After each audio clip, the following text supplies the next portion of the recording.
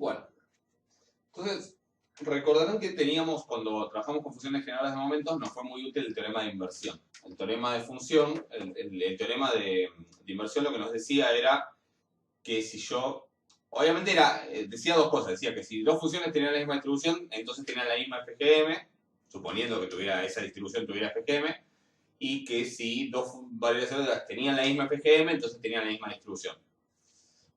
Entonces me permitía ir y volver entre las distribuciones y las FGM. Y la utilidad era que había cosas que eran más fáciles de hacer en el mundo de las FGM, ¿sí?, que en el mundo de las distribuciones. O sea, era más fácil sumar variables aleatorias, o sea, ver la FGM de una suma de variables independientes, que ver la distribución de una suma de variables independientes. Eso es más complicado. Involucra una operación que creo que ya lo dije, se llama convolución y no está buena. Se puede hacer, tampoco es una cosa imposible, pero se puede. Pero es mucho más fácil multiplicar las FGM y ya está.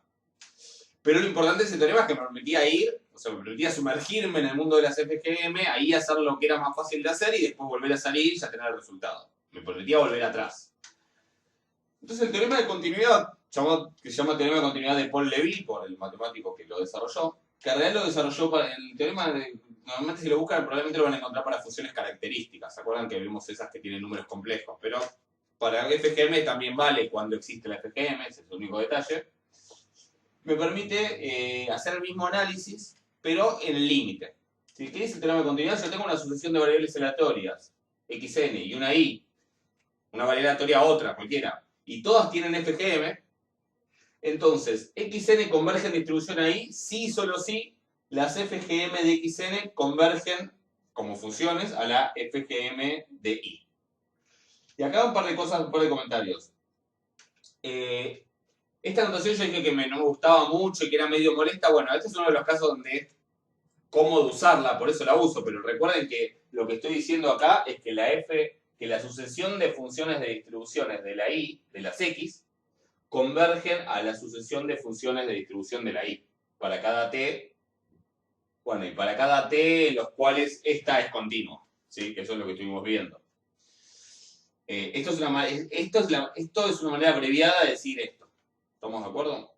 Entonces lo que estamos diciendo es que si la sucesión de distribuciones de las xn converge a las distribuciones de las y, entonces la sucesión de funciones generadores de momentos converge a la función generadora de momentos de la y. Y viceversa. Entonces puedo volver para atrás. Este teorema va a ser muy útil, porque si yo tengo una sucesión de variables y conozco sus FGM, porque conozco sus distribuciones, si yo veo que la FGM converge a otra cosa y esa otra cosa la identifico como la FGM correspondiente a cierta distribución, puedo decir, entonces las XN convergen en distribución a esa otra distribución.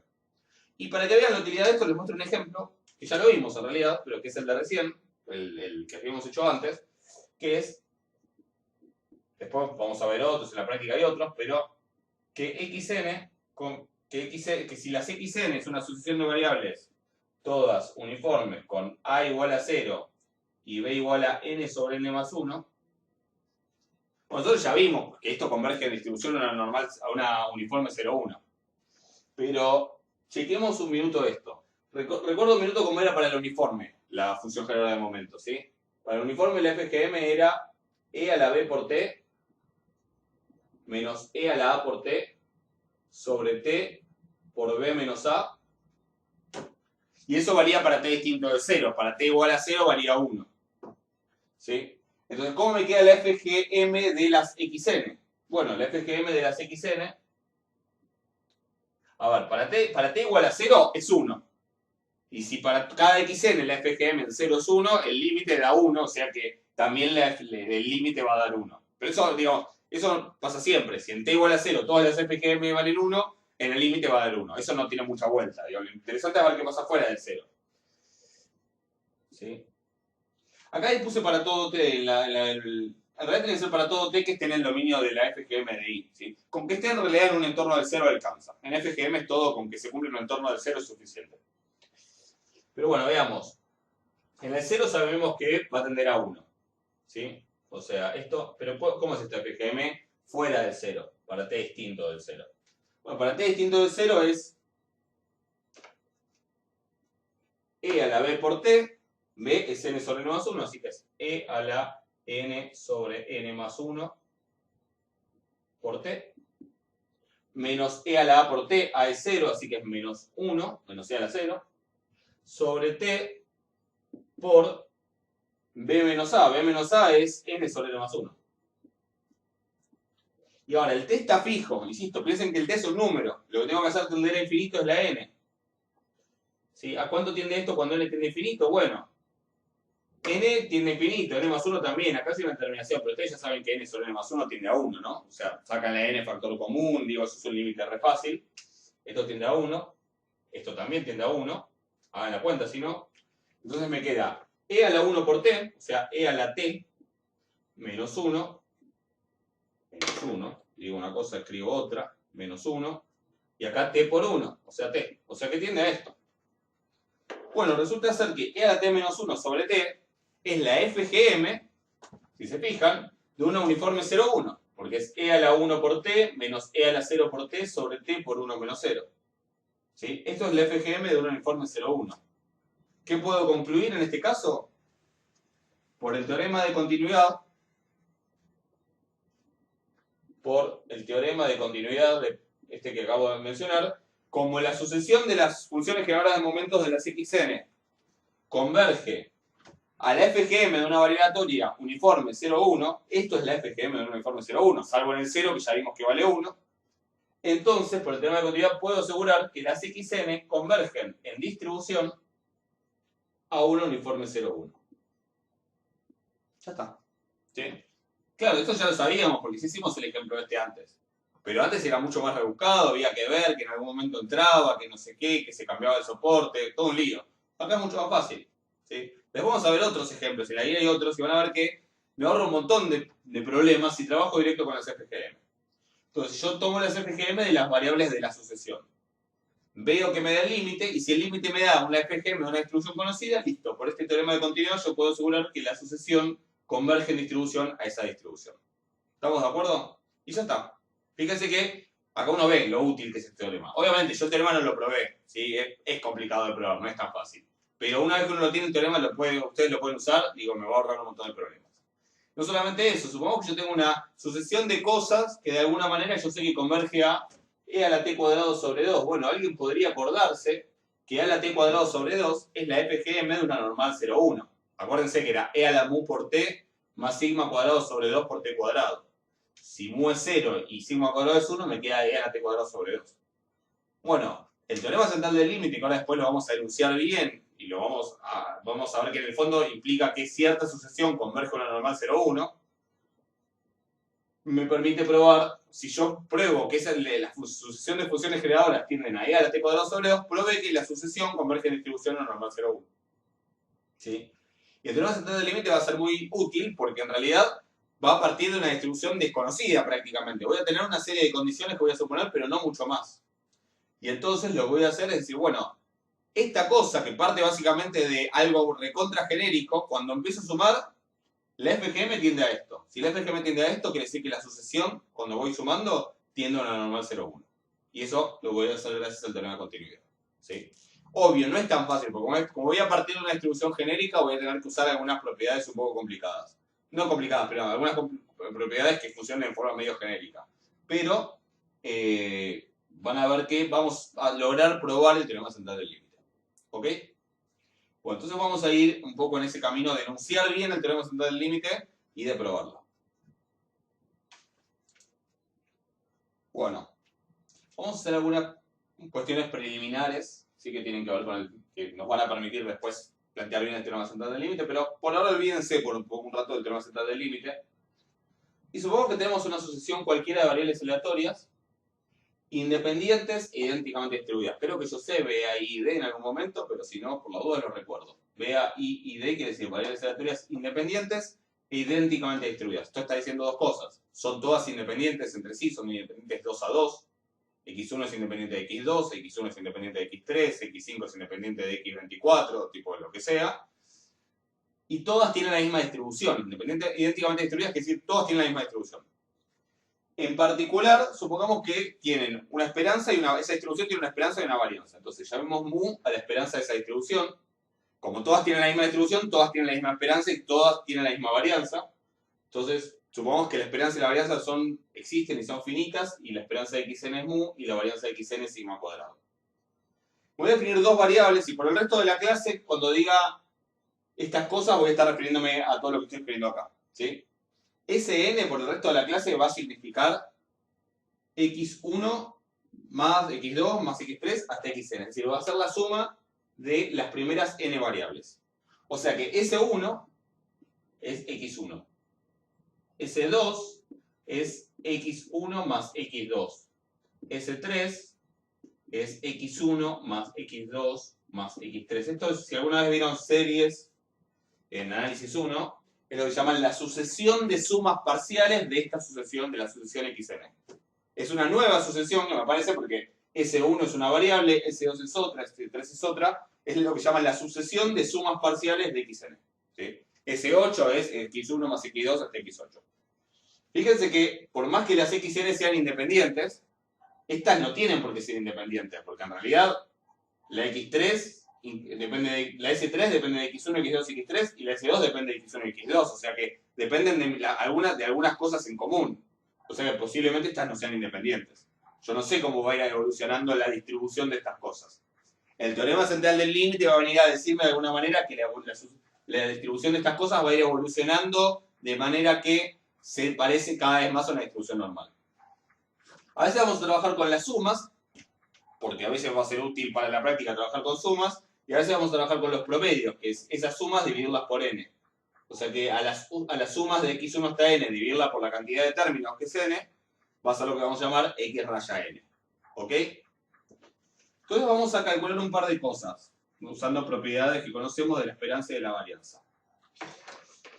Primero, vamos a calcular la esperanza y la varianza de Sn.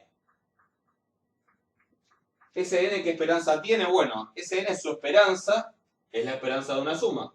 Es la esperanza de x1 más x2 más xn.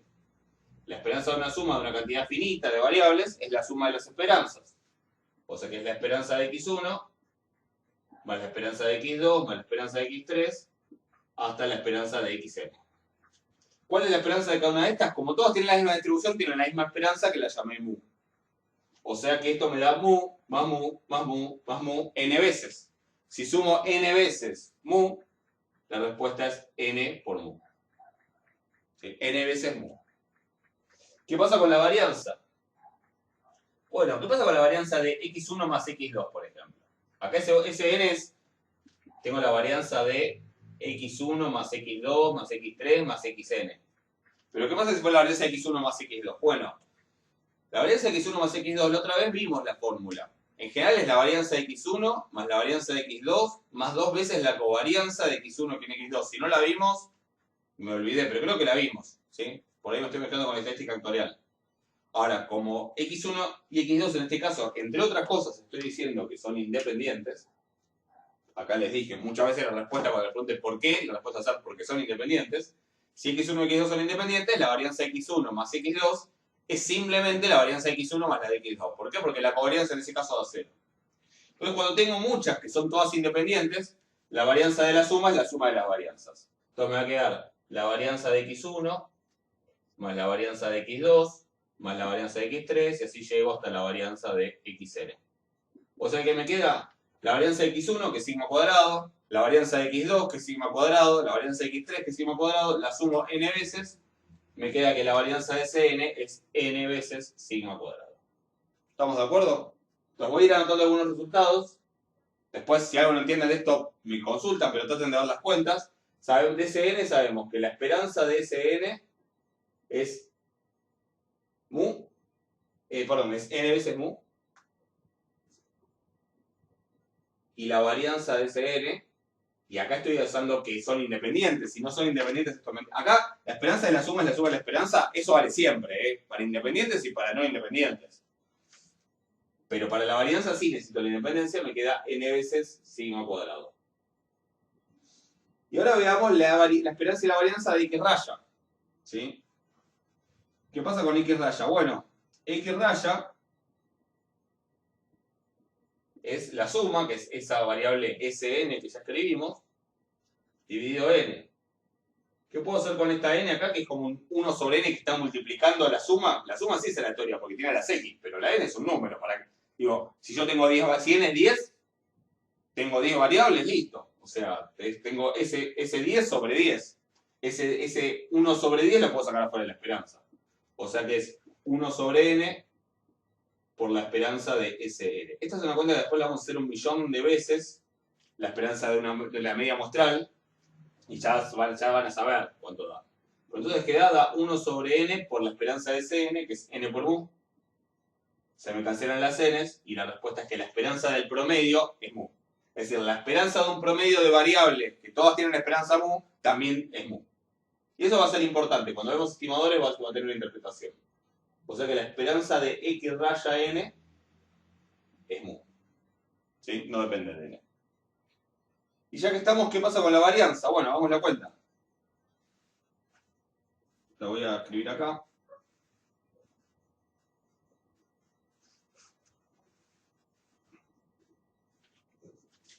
La varianza de x raya n es la varianza de Sn sobre n. Entonces, de vuelta, tengo un 1 sobre n que está multiplicado, que es constante, que una vez que si yo n está fijo es un número, y ese 1 sobre n, ¿cómo sale de la varianza? Piensen un minuto. Es una constante que quizás puede salir de la varianza, pero de la varianza sale al cuadrado. Así que sale 1 sobre n al cuadrado por la varianza de Sn. La varianza de Sn, yo ya hice la cuenta, es n por sigma cuadrado, así que es 1 sobre n al cuadrado por n por sigma cuadrado, y se me cancelan las n's, pero no se me cancelan todas, abajo me va a quedar una. Entonces la varianza de x raya n es sigma cuadrado sobre n. Entonces yo tengo el sumo n variables que todas tienen esperanza mu y varianza sigma cuadrado. La esperanza del promedio también es mu, es la misma esperanza que la de cada variable. Pero la varianza no es la misma. La varianza es, para el promedio, la varianza es la varianza de cada variable dividido por n. ¿Sí? Es una probabilidad que tiene sentido. ¿Sí? Si yo hago el promedio de muchas cosas que tienen cierta varianza, es decir, cierta dispersión respecto a cierto valor, cuando yo hago el promedio entre todos esos, esa dispersión me indica que a veces me alejo para un lado y a veces me alejo para el otro. Al tomar el promedio, entre muchas, esas dispersiones se cancelan. Entonces, si bien cada una de las x tiene cierta tendencia a alejarse del valor central, el promedio tiene mucha menos tendencia a alejarse del valor central porque para alejarse mucho tendrían que dar todas para el mismo lado las dispersiones. Y eso es poco probable. Entonces, eso hace que, por ejemplo, sea algún método muy común en los laboratorios, sea, yo quiero, no sé, pesar algo. ¿Sí? Les digo, cuento una pavada. Yo estoy en cuarentena, aburrido, entre muchas cosas. Estoy grabando clases, ¿qué estoy haciendo? Cocinando. ¿Qué se me dio por hacer? Una bondiola curada. Esto es 100% real. ¿Qué hago con esa bondiola curada? La tengo que pesar cada 2 días, cada tantos días y ver cuándo llega al creo que es el 70% de su peso original, ya ni me acuerdo, pero tengo anotado. ¿Sí? ¿Qué hago? Tengo una balancita, lo pongo en la balancita. Si la pongo así, me da una cosa. Si la pongo así, me da otra. Si la pongo de otra manera, me da otra. Es decir, hay un margen de error en la balanza, si hay una cierta dispersión. Ahora, si yo en vez de apoyar una sola vez, lo hago 4 veces y tomo el promedio de esas 4 veces, el margen de error es mucho más chico. Y si hiciera el promedio de 10 mediciones, el margen de error sería todavía más chico. En los laboratorios se hace eso. Como los instrumentos de medición tienen, perdón por lo autobiográfico igual, pero la anécdota es completamente cierta. Si en un laboratorio, si yo tengo un instrumento de medición, esos instrumentos tienen un error, margen de error. Entonces, en vez de pesar una vez, se pesa 4 veces o 10 veces y se toma el promedio. Ese promedio tiene un margen de error mucho más chico, tiene una dispersión que es menor. Si la varianza de cada una de las mediciones era 10 y yo tomo 4 mediciones, el promedio tiene como varianza 10 dividido 4, 4,5. Si tomo 100 mediciones, la varianza tiene como, el promedio tiene una dispersión de 10 dividido 100, 0,1. Tiene una varianza cada vez más chica. Cuantas más mediciones tome, el promedio tiene una varianza cada vez menor. Por eso es común en los laboratorios medir varias veces y después tomar el valor promedio, porque eso hace que la dispersión, el margen de error, sea mucho más chico. ¿Sí? Bueno, ¿qué puedo hacer con todo esto? Les voy a recordar algo. Si yo una variable aleatoria, ¿sí? X que tiene esperanza mu, y varianza sigma cuadrado.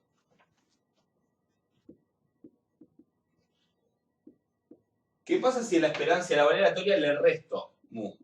Bueno, si yo le resto mu, logro una variable cuya esperanza es 0. ¿Por qué? Bueno, porque la esperanza de x menos mu es la esperanza de x, que es mu, menos la esperanza de mu, que es mu menos mu es 0. O sea que cuando a una variable le resto su esperanza, logro que su esperanza sea 0. Se dice que es una variable centrada. De ahí viene la definición de los momentos centrados. Si yo esa variable además la divido por su desvío estándar, bueno, la esperanza sigue siendo 0, porque el desvío sale afuera. ¿Sí? La esperanza, y me queda la esperanza de x menos mu, y entonces la esperanza de x menos mu es la esperanza de x, que es mu, menos la esperanza de mu, que es mu, o sea que la esperanza sigue dando 0, igual que antes. Si ya estaba centrada antes, al dividirla por algo, me sigue estando centrada. Si yo tengo una variable x que tiene esperanza a cualquier cosa y desvío cualquier cosa, x menos mu sobre su desvío tiene esperanza 0. ¿Sí? ¿Y qué pasa con la varianza de esto? Bueno, la varianza es un poco distinta a lo que pasa, porque este sigma sale afuera de la varianza, pero al cuadrado.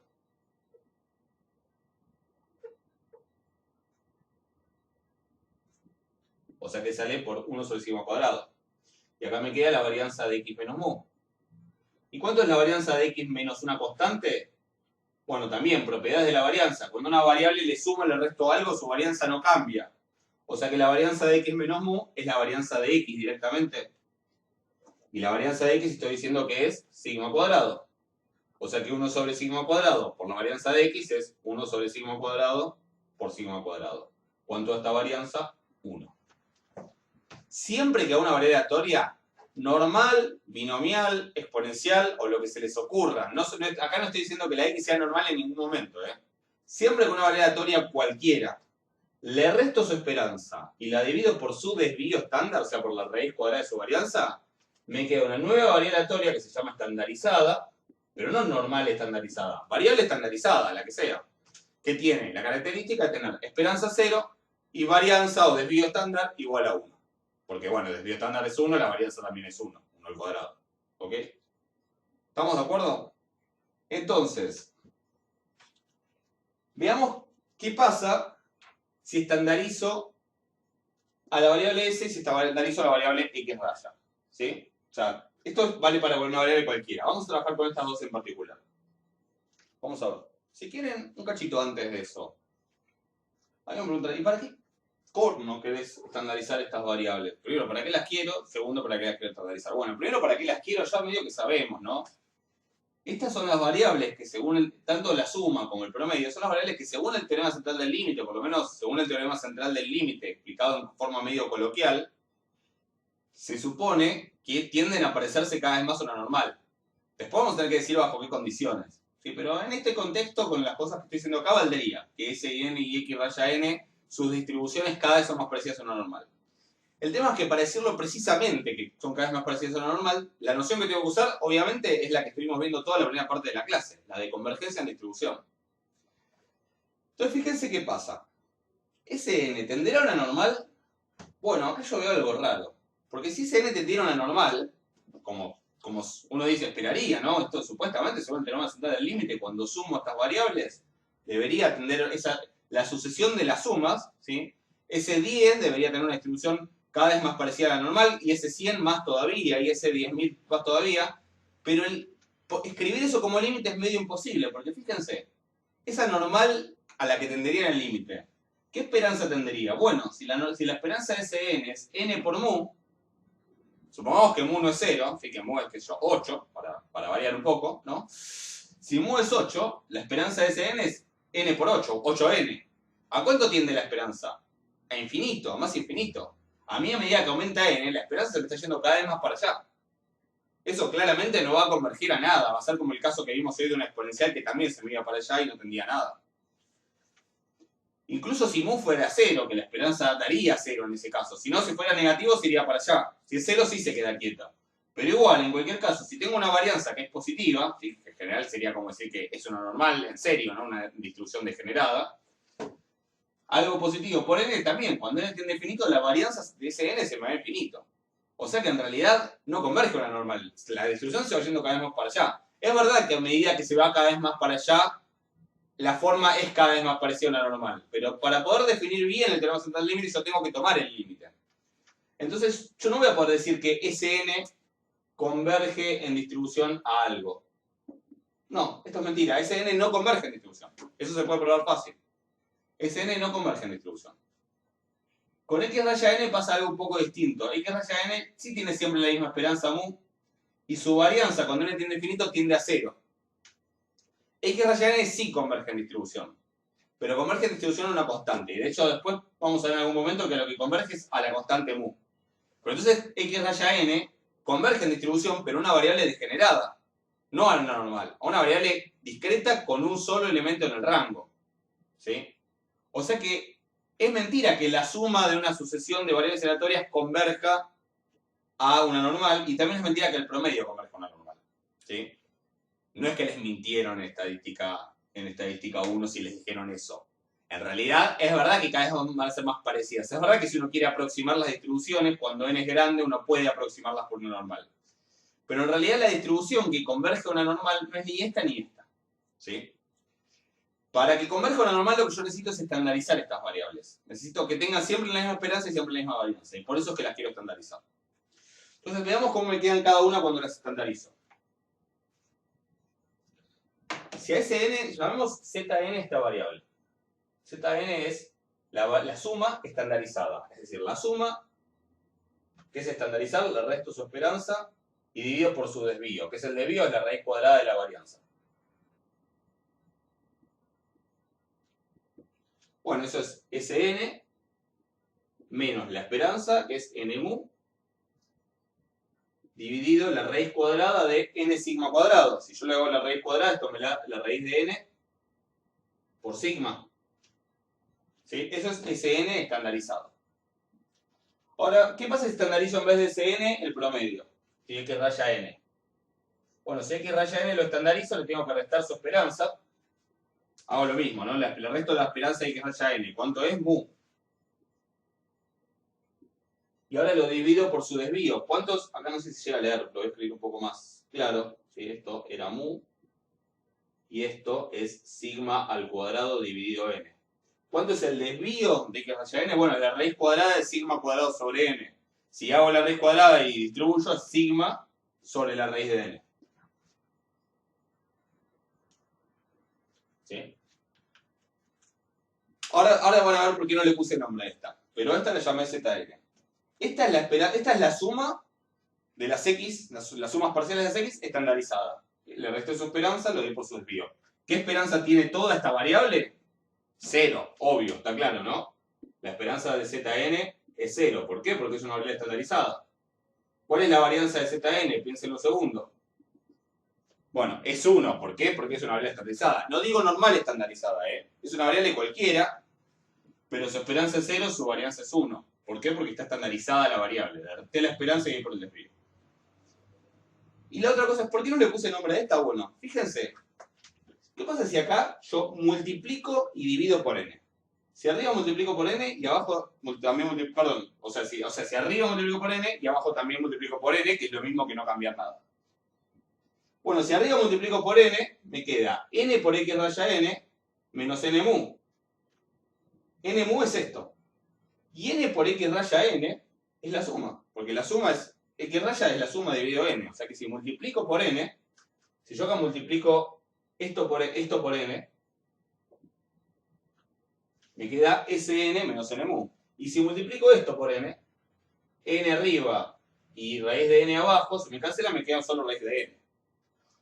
O sea que en realidad la estandarización de la suma y la estandarización del promedio, los dos son iguales.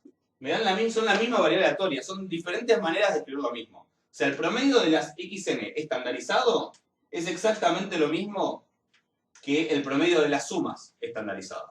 ¿Sí? Y esa expresión en particular, que puede ser esta, puede ser esta, pero que es esas cosas estandarizadas, que son iguales, esa es la distribución que tiene siempre la misma esperanza, 0, y siempre la misma varianza, 1. Y que el teorema central del límite me va a garantizar que convergen en distribución normal 0,1. Ni las heces convergen a lo normal, las heces explotan, las heces tienen varianza cada vez más grande, la esperanza general también cada vez más grande o para un lado o para el otro. Y las X raya n se concentran en un punto. O sea, en un caso explota y en el otro se concentra todo en un punto. ¿Cómo? Para que efectivamente quede una normal, estandarizando. Es como un punto intermedio. Esta expresión que tengo acá, que es esta misma, ¿sí? Que son las variables que llamé Zn, son como un camino intermedio entre estas dos. Acá me falta dividir por algo para que no me explote. Acá dividí por algo demasiado grande. El dividir por n hace que se me vaya todo a un punto. El dividir por la raíz cuadrada de n es el que de alguna manera me equilibra las cosas, ¿sí? Y hace que ni se me concentre toda la distribución en un punto, ni se me haga la varianza infinita. Me queda como siempre con varianza igual a 1. Esta es la sucesión de variables aleatorias que vamos a probar en el teorema central del límite, que converge a 1. ¿Ok? Entonces, toda esta notación es la que voy a mantener el resto de la clase, y con esto entonces voy a enunciar el teorema central del límite. ¿Ok? Bueno, entonces, finalmente, ¿sí? El teorema central del límite. Un par de aclaraciones. Digo, el teorema central del límite, bueno, no hay el teorema central del límite, hay un montón de teoremas centrales del límite.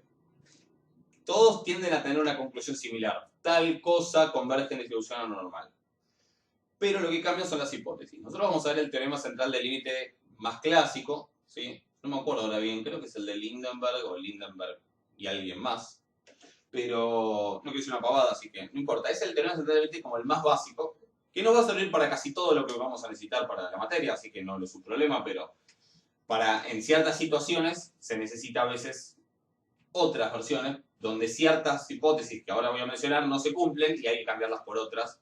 Y sin embargo, bajo esas nuevas hipótesis, la conclusión de convergencia a la normal se sigue dando. Entonces, para diferentes situaciones, para diferentes instancias, es usual que se vean otras cosas que también se llaman teorema central del límite, ¿sí? Pero bueno, nosotros vamos a ver ¿sí? Y este es el que vamos a probar. Entonces, para volver a mencionar las mismas cosas que antes, pero ahora las quiero remarcar. Tengo xn, una sucesión de variables aleatorias infinita, ¿sí? De variables aleatorias independientes e idénticamente distribuidas, ¿sí? Cuando digo eso ya estoy dando dos condiciones, ¿sí? Que sean independientes es una primera condición y que sean idénticamente distribuidas, que tengan la misma distribución, es otra condición, ¿sí? Condición 1, independiente. Condición 2, todas tienen la misma distribución.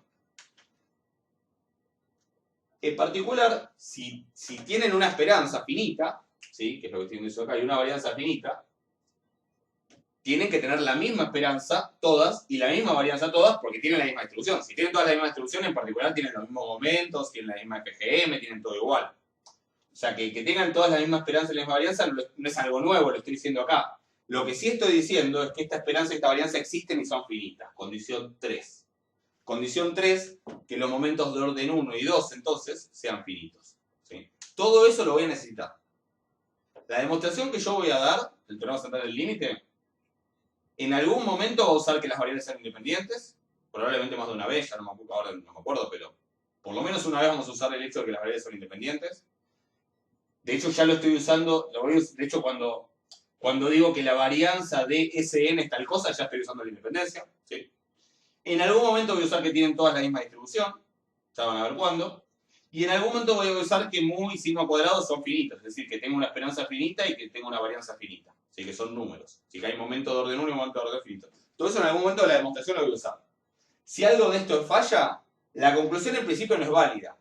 Es cierto que después hay otros teoremas que también se llaman teorema central del límite de Juancito, ¿sí? Teorema central del límite de tal, que con otras hipótesis llegan a la misma conclusión. Pero la demostración que nosotros vamos a dar se basa en esas tres cosas. Con lo cual, cuando hagan un ejercicio y apliquen el teorema central del límite, van a tener que chequear que esas tres cosas se cumplen y van a tener que decirlo. ¿Ok? Si no, no va a tener sentido.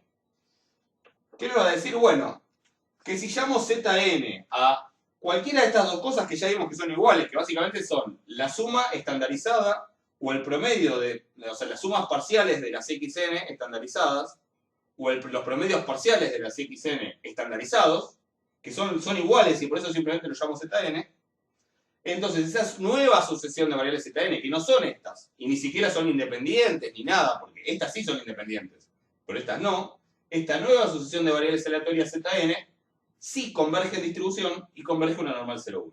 Eso es lo que dice el teorema central del límite. ¿Estamos de acuerdo? Y es interesante y es útil.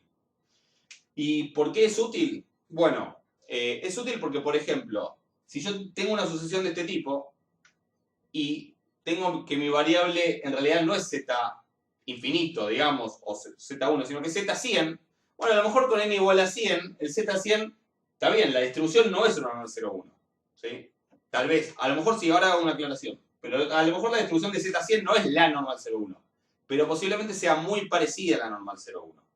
Entonces, si es muy parecida a la normal 0,1, en vez de usar la distribución de z100, que a lo mejor es muy complicada, uso la distribución normal 0,1 y hago las cuentas con la normal 0,1 y las cuentas me van a dar bastante bien, me van a dar aproximadamente, pero me van a dar muy bien. Entonces, es decir, lo que yo voy a hacer es usar el teorema central del límite para aproximar la distribución de z para n grande. Primera cuestión, ¿cuánto es n grande? Depende de muchas cosas, ¿sí? En general, ustedes saben la regla de estadística 2, de estadística 1, n mayor o igual a 30, ¿sí? Bueno, esa es una regla que funciona. ¿Qué quiere decir que la aproximación, digamos, ¿cómo es eso de decir n, cuánto es n grande? Depende de dos cosas. Depende, primero, de qué tan buena aproximación yo quiera, y segundo, depende de cuál es la distribución de la que parto. Y acá, comentario. Yo no estoy suponiendo nada sobre las x, más que estas tres cosas que dije acá. Si yo agregara, por ejemplo, el supuesto de que las xn son independientes, perdón, de que las xn son normales, como además son independientes, la suma de normales independientes ya es normal. Eso ya lo vimos, práctica 1, lo vimos con FGM. O sea que si las xn fueran normales, ni lo uso el teorema central del límite. Directamente uso que las zn tienen distribución exactamente normal. Obvio que esto converge también a la normal, pero porque son normales. Ahora, cuando las xn no son normales, son cualquier otra distribución que tenga momentos de orden 1 y 2 finitos, eso excluye alguna, pero en la mayoría no, el teorema central del límite vale. Ahora, ¿para qué n esta distribución es lo suficientemente parecida a la normal 0,1? Bueno, depende de dos cosas. Primero, ¿qué tan parecida querés que sea? Y segundo, de cuál es la distribución de la que estás partiendo. ¿Cuál es la distribución de las xn? Para distribuciones muy feas, muy distintas de la normal, ¿sí? Muy asimétricas, o por ejemplo, bueno, después les puedo dar ejemplos, pero muy distintas de la normal, esto puede tardar mucho en parecerse a la normal 0,1. La regla de n mayor o igual a 30, en realidad lo que hace es decir, bueno, para la mayoría de los casos prácticos que vos te encuentres y para un grado de aproximación razonable, con n igual a 30 vas a estar bien. Ahora, si vos querés más aproximación en el cálculo de las diferentes probabilidades, o si sabés que partiste de una distribución que es muy distinta a la normal, por ejemplo, una distribución que no sé, que es así. Por ejemplo, que tiene toda la probabilidad acumulada ahí, muy cerca del cero, con esto teniendo infinito. Bueno, a lo mejor tarda mucho esto en parecerse a la normal. Y se puede probar que uno puede buscarse distribuciones muy feas que tarden mucho en llegar a la normal. Pero bueno, salvo para casos extremos, para n30 y para un grado de aproximación razonable, vamos a estar bien. Ahora, lo cual no quiere decir que con n menos que 30 esto no funcione. Insisto, si las x ya fueran normales, esto ya es normal, la zn, o sea que listo, ahí no vale la aproximación porque da normal. Ahora, para otras distribuciones, como el uniforme, por ejemplo, que enseguida se parece a normal, después en alguna clase voy a tratar de hablar de, o hay algún ejercicio que refiere a eso, ¿sí? Si no, tal vez lo hablamos en una clase en vivo. Pero para un uniforme, con n igual a 4, 5, ya la aproximación es bastante buena, y con n igual a 10 ya es recontra buena. O sea que tampoco siempre hay que esperar a n igual a 30. Para algunas distribuciones, con n más chico que 30, igual la aproximación es buena, y para algunas muy raras, con n más grande, con n de 30, por ahí todavía es floja, ¿sí? O sea que esto hay que tomarlo con pinzas. En el fondo, el teorema dice lo que dice, es un límite, es una distribución asintótica, ¿sí? Pero para el efecto práctico del teorema es que para n grande yo puedo aproximar la distribución de Zn con la distribución normal 0,1, que es la que en general vamos a llamar phi mayúscula, ¿sí? Que es la función de distribución de la normal 0,1. ¿Ok? Esa sería la consecuencia práctica del teorema. ¿Cómo voy a probar el teorema? Bueno, voy a hacer esto. Voy a calcular de alguna manera la función general de momentos de la Zn. Y voy a probar que la función generadora de momentos de la Zn, cuando n tiende a infinito, tiende a e a la t cuadrado dividido 2. ¿Qué es e a la t cuadrado dividido 2? Repasen FGM, pero van a ver que es la FGM de una normal 0,1. Por el teorema de continuidad de Paul-Levy, si yo pruebo que la sucesión de las funciones generadoras de momentos de la Zn, mz1, mz2, esas funciones, cada vez se parecen más y tienden a e a la t cuadrado sobre 2, por el teorema de Paul-Levy, probé, por el teorema de continuidad, probé que Zn converge a distribución normal 0,1. O sea, nuestro teorema lo que va a probar es esto, ¿sí? Y la consecuencia de esto, por el teorema de continuidad, es que Zn converge a una distribución normal 0,1. Y para eso que voy a usar, bueno, primero que nada, se lo digo todo esto porque lo vamos a ver la próxima clase, pero para que repasen en todo caso. Primero que nada, propiedades de la FGM. Si acá tengo cosas restando, cosas sumando, cosas constantes, multiplicando, dividiendo, esta Sn es una suma de variables independientes. Bueno, ahí voy a usar las propiedades que yo sé de la FGM. Sí, las que usamos siempre. Y después en algún momento voy a tener que, todo esto yo lo voy a, esa FGM de la Zn la voy a terminar escribiendo en función de las FGM de las X. Que como son todas con la misma distribución, hay una única distribución. Pero básicamente yo de esa FGM de las X no voy a saber nada. Voy a saber que es una FGM y punto. Y no tengo mucho, o sea, no voy a poder poner acá la fórmula de la FGM de la binomial, o de la FGM de la geométrica, o de la FGM de la Poisson, o de la gamma, o de la... no, voy a tener, porque es genérico el teorema. Fíjense que es muy loco lo que estoy diciendo. Es medio que casi que no importa de dónde parta, mientras sea una distribución con momentos de orden 1 y 2 finitos, no importa de qué distribución parta, cuando hago las sumas y las estandarizo, eso converge a normal 0,1. Entonces, claro que va a ser difícil de probar, porque acá donde dice MDX no tengo una formulita para meter.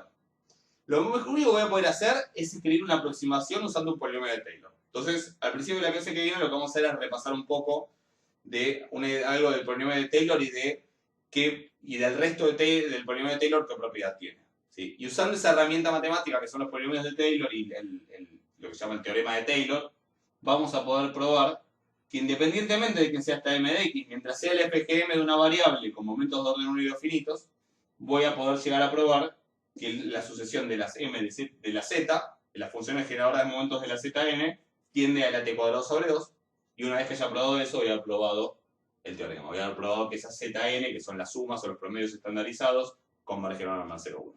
¿Estamos de acuerdo? Es un montón de teoría, digamos, pero está bueno poder probar algo que es tan útil y que se va a usar. ¿Sí? Así que bueno, la próxima clase vamos a empezar por ahí y después vamos a ir con otras cosas. ¿Sí? Pero bueno, vamos a ir de a poco. Por hoy estamos, espero que estén bien, ¿sí? Cuídense y bueno, pronto nos estaremos viendo. ¿Sí? Saludos, que anden bien.